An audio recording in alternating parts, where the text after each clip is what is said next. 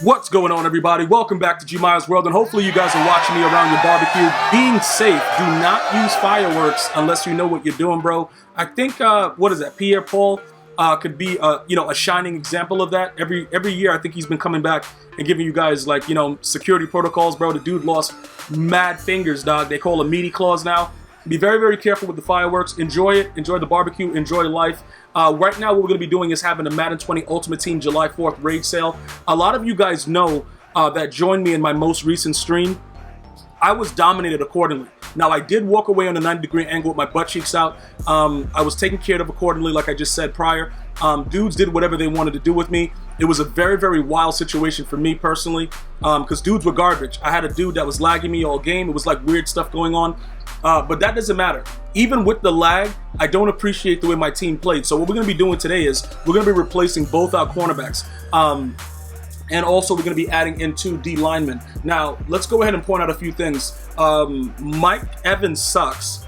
All right. Jalen Ramsey, he caused me the game, one of the games that I lost because he actually stood there.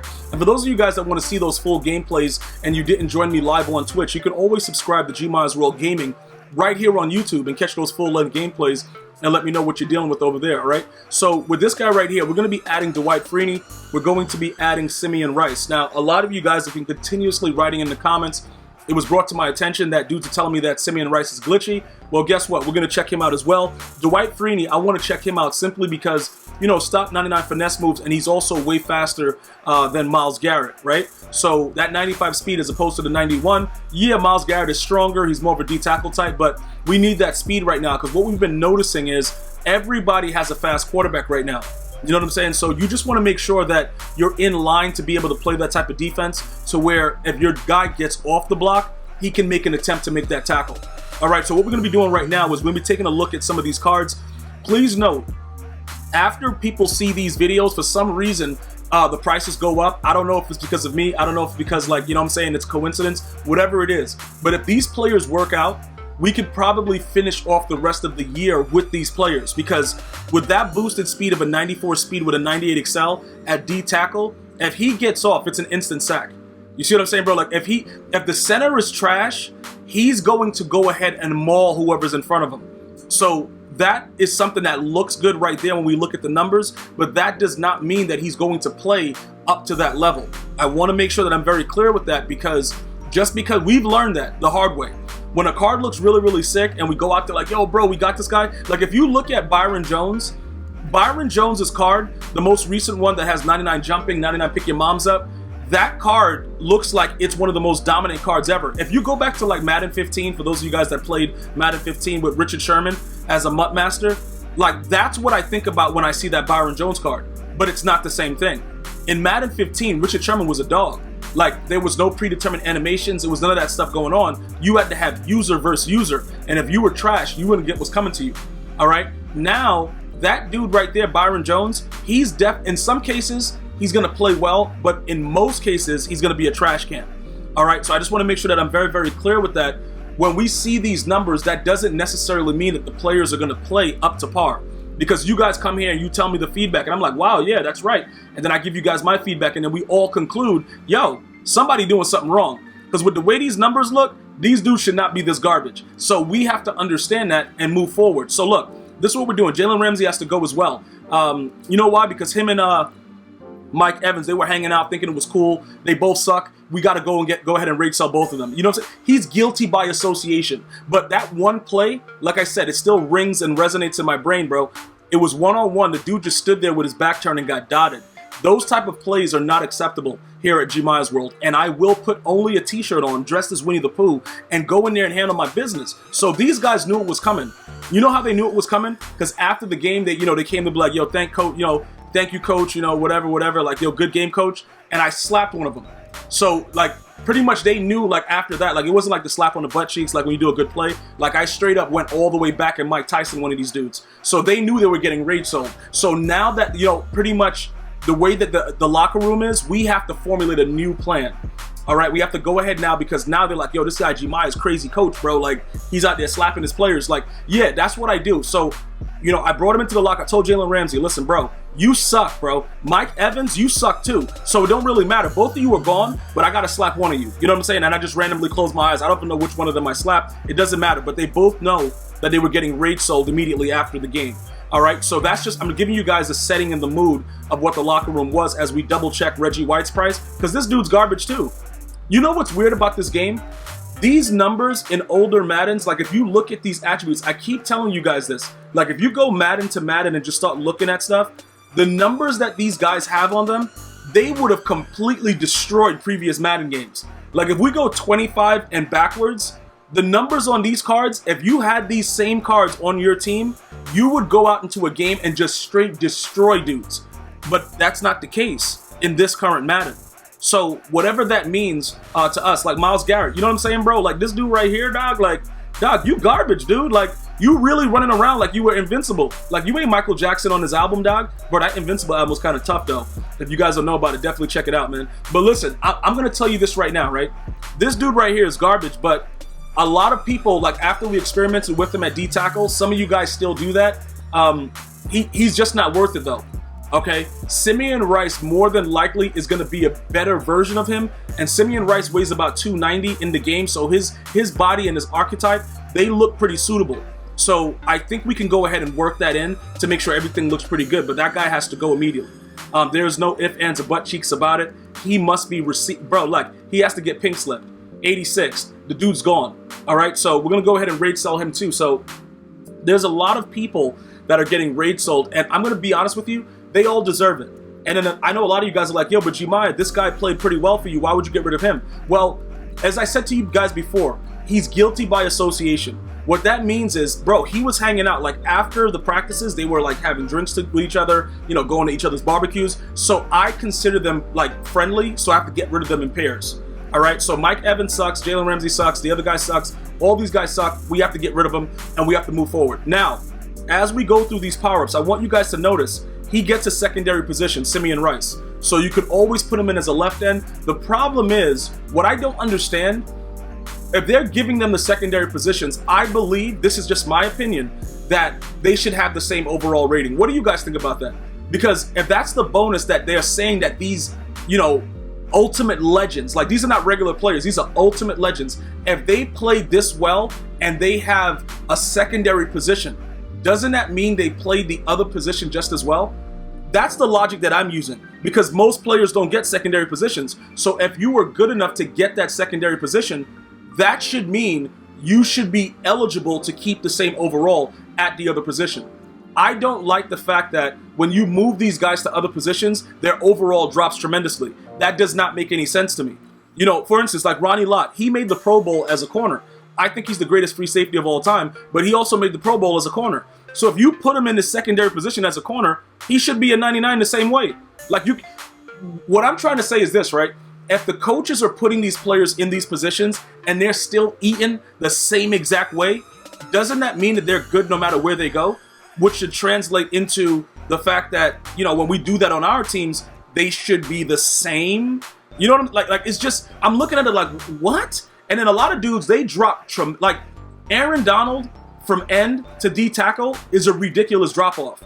But then when we watch him with the Rams, we don't see a drop off. Like, the dude is always making plays. So I'm looking at it like, okay, why is this guy's overall dropping so low? If, you know, when we watch the real game, it don't matter where he's lined up. That dude is creating havoc. So why would they do that? It does not make any sense. But that's not what this is about.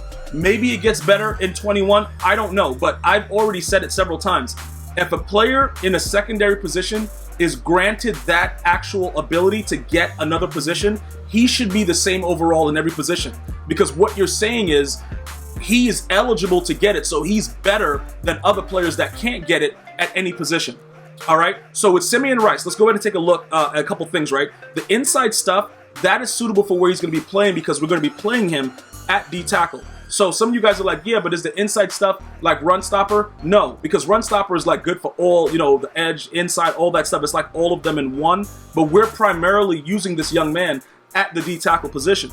So because we're going to be using him at the D tackle position, we don't care about anything else other than inside stuff. Now, what does that mean for guys that come out running near close flex that are absolute idiots? What that means is if they try to run the inside runs, he's going to throw the guy that's in front of him out of the way and proceed to smash that guy's life up, right? So those are some of the things that's going to help you stop near close flex, because what happens is everybody knows you're going to roll out and you're going to throw a corner out, right? So ideally you want to take that away, but sometimes when you spread out your D-line, you know, you give up the middle of the field. We don't want to do that. So giving that D tackle the ability to get the inside stuff, that'll help stop that run. And at the same time, if you roll out, you have the players spread out. We do have the bag for near close flex, as you guys have seen live on stream, so it's not a big deal for me, but it makes it a lot easier when you have a player in the middle that's not having it. Okay, so with him right now, this is going to be the experiment. Now, I know some of you guys are probably saying, yo, Gmias, why wouldn't you put Dwight Freeney? Because he's faster there with a 99 XL. Well, Dwight Freeney is about 268, Simeon Rice is about 290, and looking at both of their body sizes on the field, it makes more sense to play him at D tackle than it does Dwight Freeney.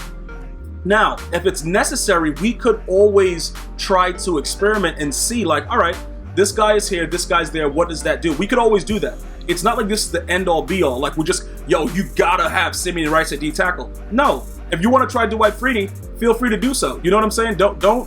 Don't limit yourself when you're thinking in your mind like this might work, because you might be right. It might work and you might come back like, yo, Dwight Freeney with that 99 XL and that 95 speed, look, the dude gets off. And then pretty much it's going to be the similar thing. Just remember, these guys don't get run stopper, but they do get inside stuff.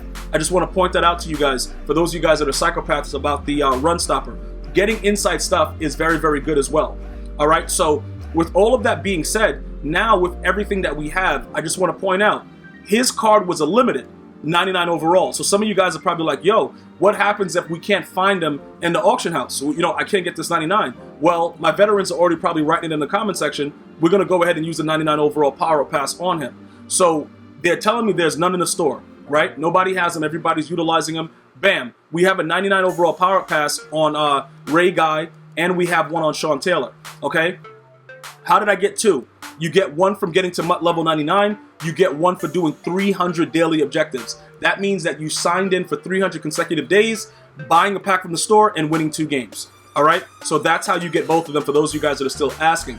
All right, now, with the way that we go right now, we go ahead and get him for a lot cheaper. Before, he was priced at about 800K. Now he's come all the way down. All right, fine. We take off the power-up pass, we give him back his original card, and then we move on happy, and everybody's having a good time. All right, so with that being said, now we know how I am going to get Dwight Freeney.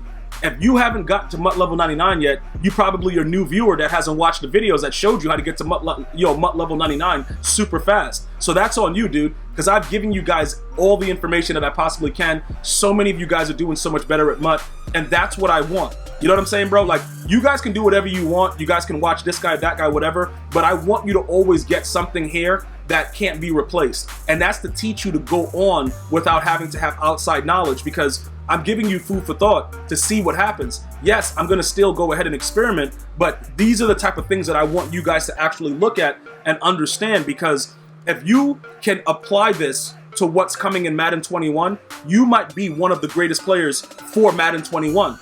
Remember, Madden has changed year to year. Over the last 3 or 4 years, we've seen some of the more similar guys there, because Madden 16 was the blueprint that added a lot of the stuff that we're still dealing with today. Predetermined animations, the rat catch, the aggressive catch, all the different button adjustments and everything. That was that era. So Madden 16 and up, that's a different era. That's why those specific players have been there consistently.